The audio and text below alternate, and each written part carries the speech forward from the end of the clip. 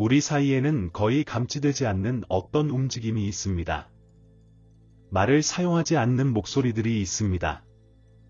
그러나 그들은 숨겨지고도 피할 수 없는 신호로 침묵을 뚫고 메시지를 전합니다.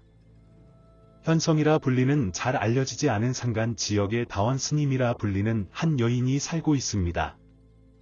그녀의 눈은 지난 11년 동안 세상을 뒤흔든 수많은 고통 앞에서도 한 번도 젖지 않았습니다. 그런데 최근 깊고도 불안한 어떤 일이 일어나 그녀로 하여금 10여 년 만에 처음으로 눈물을 흘리게 했습니다. 그녀의 마지막 눈물이 떨어진 때는 한국의 영혼을 깊이 상처 입힌 비극의 순간이었습니다. 2014년 4월 15일, 그 다음 날 한 척의 배가 침몰하며 나라 전체를 슬픔과 분노에 잠기게 했습니다. 그 시절, 다원의 눈물은 말 없는 전조였습니다. 그리고 수년이 지난 지금, 다시 흐른 눈물은 결코 무시할 수 없는 신호입니다. 이것은 정치 연설이 아닙니다. 어느 정당이나 이념, 공허한 미신과도 관련이 없습니다. 이 눈물의 의미는 바로 당신의 운명, 당신의 집의 균형, 그리고 어쩌면 대한민국 전체의 미래와 관련이 있습니다. 다원은 단호합니다. 다가오는 변화는 단순히 한 지도자가 바뀌는 문제가 아니라 역사의 갈림길 앞에 선 한 나라 전체가 맞이하는 영적 전환이라고 말합니다. 그녀에 따르면 그 운명의 첫 징조는 이미 조용히 드러나고 있습니다. 첫 번째 징조는 일상 속에서 시작됩니다. 젊은 세대들 사이에 미묘한 변화가 일어나고 있습니다. 조사나 뉴스 기사에는 나타나지 않지만 SNS 속에서 조용히 흐르는 새로운 물결이 미래 세대의 사고방식을 바꾸고 있습니다. 두 번째 징조는 배신입니다. 영향력 있는 인물 가까이에 있던 누군가가 뜻밖의 침묵을 깨고 동시에 예상치 못한 동맹이 형성되며 정치와 사회 지형이 급격히 재편될 것입니다. 마치 움직이는 장기판 위의 말처럼 말입니다. 세 번째 징조는 가정에서 피어납니다. 수년 동안 묻혀있던 말들이 드디어 터져나오고 그 울림은 집안담을 넘어 온 나라에 메아리칠 것입니다. 다원은 이 세 가지 징조가 하나로 합쳐져 결코 막을 수 없는 거대한 파도가 될 것이라고 말합니다. 그 파도는 이미 밀려오기 시작했다고 그녀는 확신합니다. 그녀는 평범한 여인이 아닙니다. 하늘에 보이지 않는 움직임을 해석하며 40년을 살아온 그녀는 언제나 정치나 경제의 거물들이 아닌 평범한 사람들 곁에 있었습니다. 그러나 이제 모든 것이 달라졌습니다. 올해 초부터 그녀를 찾는 모든 사람들, 주부든 사업가든 애은 똑같은 경고를 듣게 됩니다. 개인의 승리의 시대는 끝났습니다. 이제는 집단의 운명을 이야기해야 할 때입니다. 그리고 그녀는 지금 이 순간을 온전히 상징하는 한 인물을 말합니다. 그의 이름은 한지열, 가명입니다. 그는 한국 사회의 중심에 서 있는 공인입니다. 다원에게 한지열은 단순한 정치 지도자가 아니라 국민의 영혼을 비추는 살아있는 거울입니다. 그의 삶은 추락과 도전, 그리고 부활로 점철되어 있으며 이는 한국 현대사의 부침과 완벽히 겹쳐집니다. 그녀는 이것이 우연이 아니라 하늘이 준 신호라고 말합니다. 또 하나의 전조가 나타났습니다. 다원이 사는 성스러운 땅에 300년이 넘은 검은 나무 한 그루가 한겨울에 3개의 새로운 가지를 틔운 것입니다. 옛 기록에 따르면 이런 현상은 나라의 운명이 깊이 변화하기 직전에만 나타난다고 합니다. 마지막으로 이런 일이 있었던 것은 10년 전이었고, 그리고 지금 그것이 다시 반복되었습니다. 그녀는 이것을 하늘이 내린 마지막 선물이라 부릅니다. 앞으로 30년간 나라의 향방을 좌우할 희귀하고 결정적인 전환점. 우리가 이 순간에 어떻게 반응하느냐가 미래를 결정할 것입니다. 이 신호를 무시할 것인가, 아니면 마침내 눈을 뜰 것인가. 한지열은 단순한 한 사람이 아닙니다. 그는 우리가 국민으로서, 공동체로서, 인류로서 내리는 선택을 비추는 거울과 같습니다. 그의 길은 곧 우리의 길이며 그의 싸움은 곧 우리의 싸움입니다. 이 이야기는 정치가 아니라 운명에 관한 것입니다. 다원의 조용한 눈물 이후 몇 달이 지나자 작은 파문이 한국 전역으로 번져 나갔습니다. 그것은 단순한 영적 감지가 아니었습니다. 카페, 거리, 대중교통 속에서 세대와 세대를 잇는 웅성거림이 번졌습니다. 예전에는 배경 소음에 불과했던 것이 이제 나라의 주요 화제가 되었습니다. 피로는 사라지고 각성이 찾아왔습니다. 세계에서 가장 발전된 기술 강국 중 하나인 대한민국은 아이러니컬하게도 새로운 모순 속에 살고 있었습니다. 도시는 디지털 불빛으로 찬란했고 인공지능은 놀라운 속도로 발전하고 있었습니다. 그러나 사람들의 마음 속에는 설명하기 어려운 공허가 자라고 있었습니다. 속도 너머의 의미, 목적, 그리고 기계의 속도를 뛰어넘는 무언가를 향한 갈망. 다원은 이것을 하늘에 대한 목마름이라고 불렀습니다. 그리고 비록 사람들이 의식하지 못하더라도 한국인들은 이미 깊은 변화를 맞이할 준비가 되어 있다고 믿었습니다. 진정한 변화는 기계나 코드에서 먼저 비롯되지 않고 내면의 깨어남에서 시작될 것이었다. 그리고 그 깨어남은 예기치 못한 방식으로 드러나기 시작했다. 그동안 나라의 문제에 무관심하던 대학생들이 차분하면서도 단호하게 정부의 결정을 질문하기 시작했다. 그것은 반란이 아니라 정치의 베테랑들마저 당황하게 만드는 맑은 통찰이었다. 토론실과 디지털 네트워크는 국가의 미래와 청년 세대의 책임에 대한 대화의 무대가 되었고, 일부는 새로운 형태의 지도력을 요구했으며, 또 다른 이들은 잊혀진 영적 뿌리로의 회귀를 외쳤다. 인터넷 속에서 자라난 세대가 이제는 목적을 찾기 시작한 것이다. 이것이 바로 예언의 첫 번째 징조였다.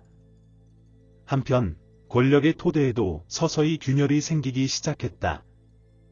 한지열의 오랜 측근이자 역사적인 동맹이었던 인물이 의혹에 휘말려 조사 대상이 되면서 모두를 놀라게 했다. 그 스캔들은 천둥처럼 터져 나왔으나 한지열을 무너뜨리기는커녕 뜻밖의 움직임을 촉발시켰다. 정치권의 전통적인 울타리 밖에서 새로운 지도자가 등장한 것이다. 그의 등장은 예고되지 않았지만 대중은 즉각적인 호감을 보였다. 이것이 두 번째 징조였다.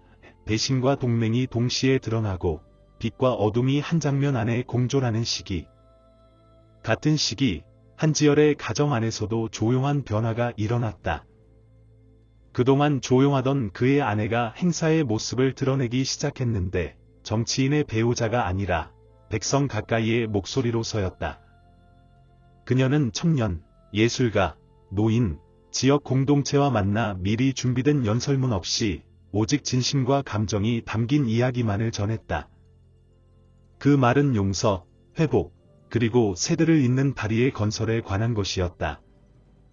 그녀는 서서히 민심을 얻었고 이것이 세 번째 징조였다. 집안에서 울려 퍼진 목소리가 새 시대를 알리는 때. 나무로 된 소박한 방, 촛불이 비추고 두루마리가 둘러진 그곳에서 승려다원은 이 모든 흐름을 지켜보고 있었다.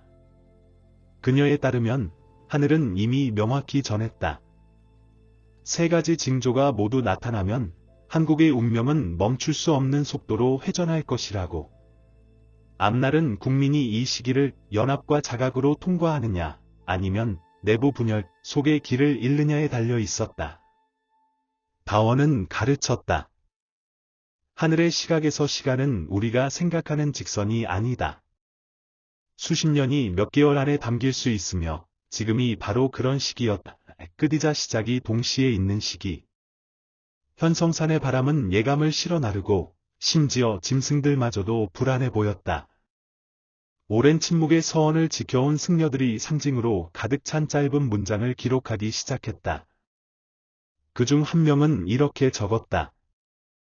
메마른 땅에서 연꽃이 피어날 때 우리는 보이지 않던 것이 보이게 되었음을 알리라.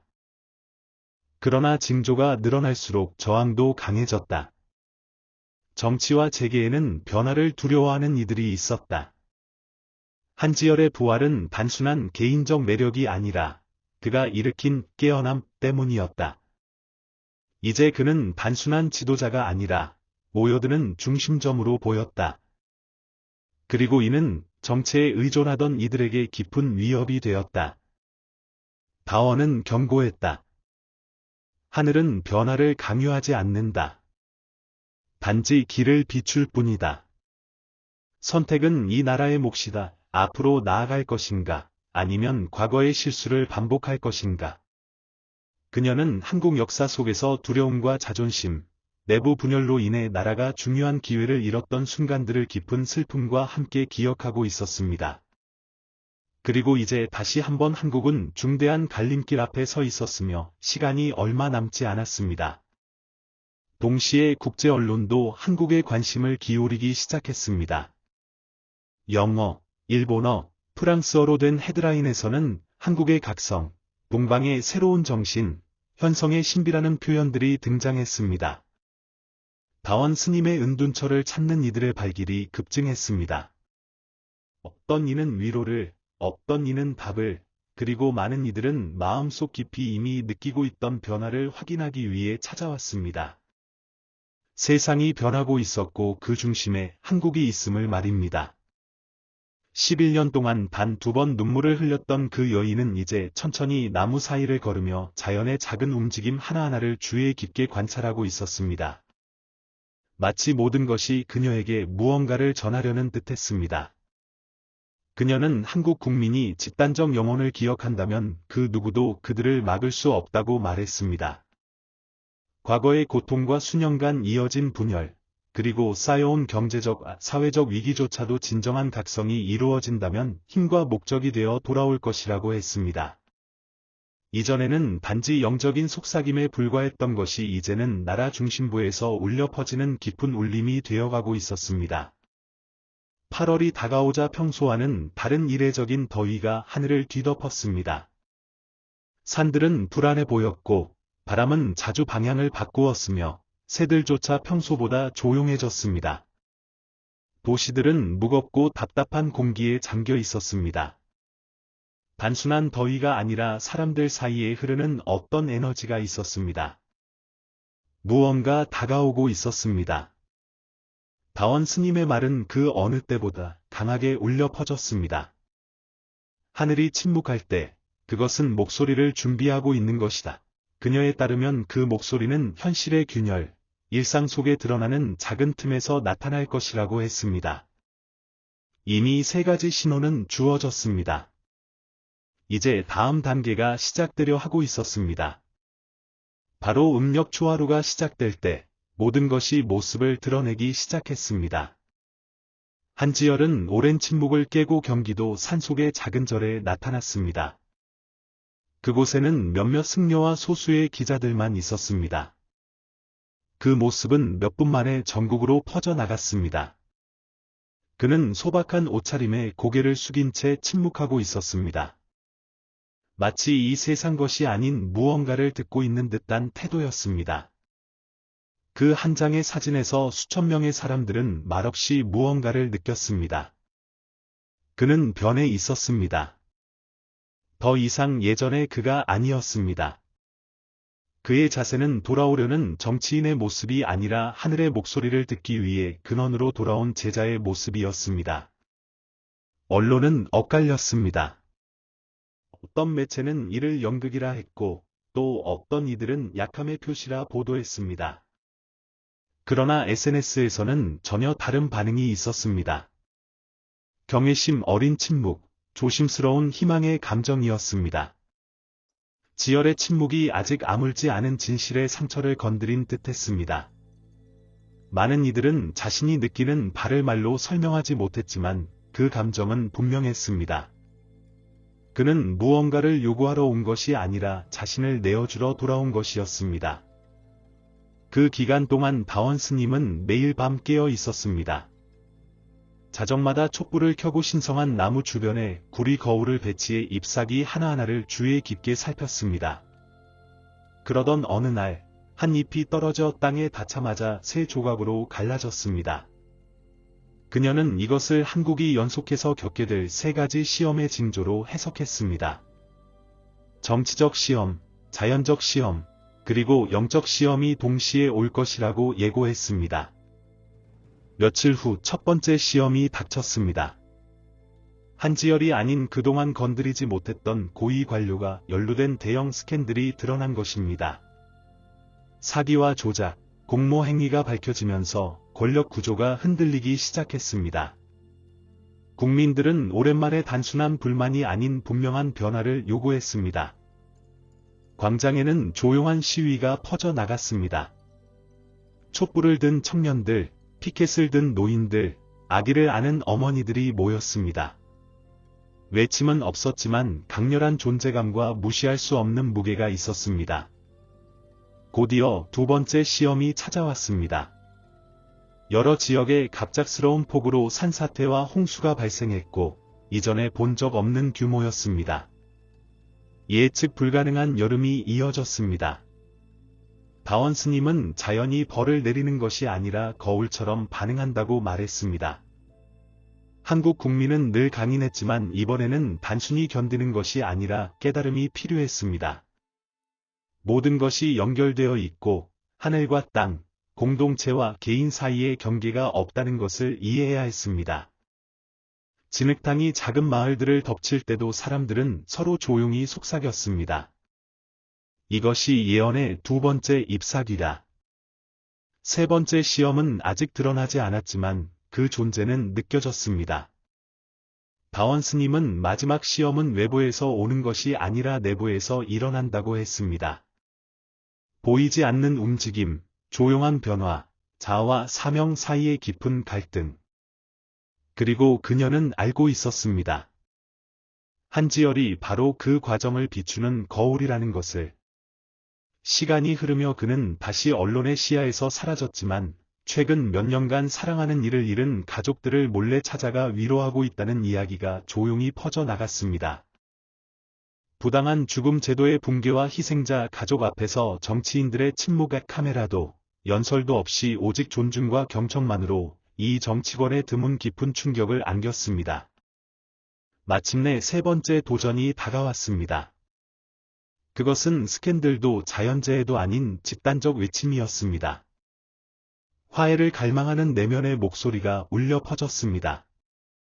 사람들은 자발적으로 불교 사찰, 기독교 교회, 그리고 종교와 무관한 공간에 모여 기도하고 명상하거나 조용히 함께 앉았습니다. 이 순간 한 민족의 심장이 조화롭게 뛰기 시작했습니다. 오랜 시간 잠들어 있던 원형적 감각이 깨어난 것입니다. 새벽 안개 속에서 다원 스님은 선언했습니다. 한국의 영혼은 죽지 않았고 단지 깊이 잠들어 있을 뿐이라고. 마치 하늘이 이를 확인하듯 충청도 하늘의 희미한 녹색빛, 아주 연한 오로라가 수초간 수평선을 가로질러 춤을 추었습니다. 과학자들은 이를 태양 폭풍 현상으로 설명했지만 현장에 있던 이들에게는 징조였습니다. 이제 우리는 예언의 시대를 살고 있음을 의심할 수 없었습니다. 8월 마지막 주, 한국은 짙은 안개 속에서 아침을 맞았습니다. 서울의 마천루들은 안개에 가려 마치 도시 전체가 세상의 시선에서 숨는 듯 했습니다. 다원 스님은 이를 분별의 장막이라 불렀습니다. 하늘이 겉모습을 혼란스럽게 하여 본질을 시험하는 시기이며 마음으로 보는 자만이 이 시기를 통과할 수 있다고 했습니다. 그날 한 소식이 놀라울 정도로 빠르게 퍼졌습니다. 오랫동안 대중 앞에 모습을 드러내지 않았던 한지열의 아내가 대전 중심부에서 나타난 것입니다. 수행원도 없이 수수한 한복과 흰 마스크 차림이었죠. 이에 대해 어떤 이들은 쇼라했고 다른 이들은 광기라 비판했습니다. 그러나 그녀를 직접 본 상인들은 이렇게 말했습니다. 그녀는 마치 우리를 오래전부터 알고 있던 듯한 눈빛으로 보았다. 이 마른 바람을 타고 빠르게 번졌습니다. 사람들은 궁금해하기 시작했습니다. 그녀는 누구인가? 왜 지금 나타난 것인가? 그리고 왜 그녀의 눈빛이 강한 울림을 일으켰는가? 다원 스님은 이 이야기를 들은 후 한동안 침묵했고 조용히 중얼거렸습니다. 마지막 불씨는 항상 여성의 손에 있다. 그녀에 따르면 한 남자의 변화는 권력으로 완성되는 것이 아니라 겸손으로 완성된다고 했습니다. 그리고 그 남자의 동반자가 민중의 단순한 삶 속에 조용히 나타난 그 순간이 마지막 봉인이었습니다. 승리의 봉인이 아니라 헌신의 봉인이었죠.